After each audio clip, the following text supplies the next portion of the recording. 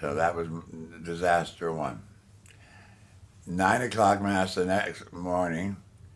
Uh, the church was packed, and that was the gospel choir mass, which is not unusual, but I could see a lot of extra people.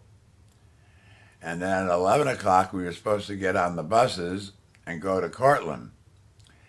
But anyway, we did fill 6 buses. I had to send 2 buses back.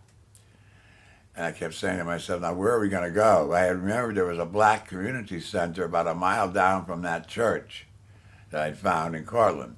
So we went there, and and I got furious because I had to send 2 buses back, not knowing that the black people knew how many rednecks were still in Cortland, and they were a little bit timid about it.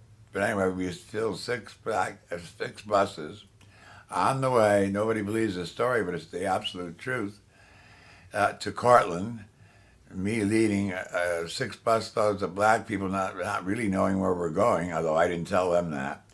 We got there, we found the place, a big field, set up a table and chairs which we had brought for Mass, and just as we started Mass, a cop comes and stops nearby, right opposite where I was starting Mass. We're starting the procession, rather, around the field, and he sat there all during the Mass and watched us. So I didn't think too much of it, but the people were getting more nervous, but they didn't say anything to me.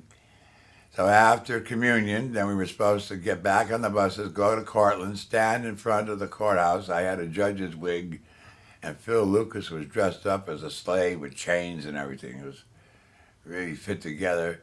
And he came out and stood in front of me, and I condemned him to death. And then we were going to sing the Black National Anthem, lift every voice and sing. We sang 2 verses, and before I could get my wig off, everybody was back on the bus. They were still intimidated, and they were right, because during the condemnation ceremony and the singing in front of the Cortland House, trucks were coming by, and jeeps and pickup trucks, a symbol of southern, the South, the redneck part of the South, and yelling taunts at us. But we just kept going on with the liturgy. But that was one of the surprises of my life. When I turned around to take my wig off, everybody was black. I never saw a group of people move so fast get back on the bus. So it was a wonderful celebration. People talked about it years later, and about a reality.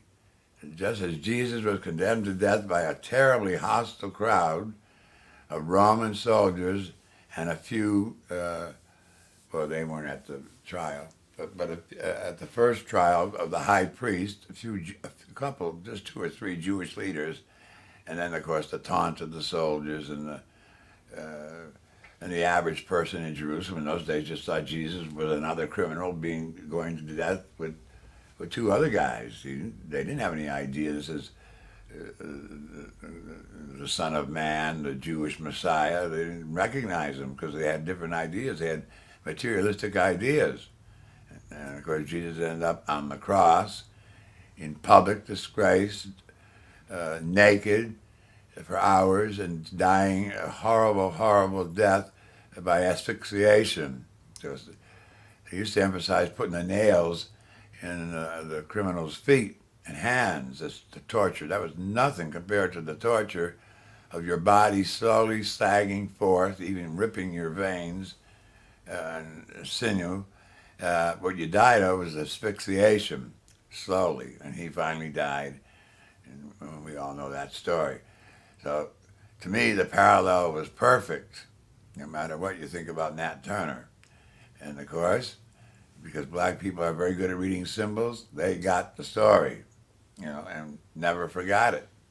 So that was an example of a successful and unsuccessful, depending how you judge it, beginning of the celebration of Holy Week. When I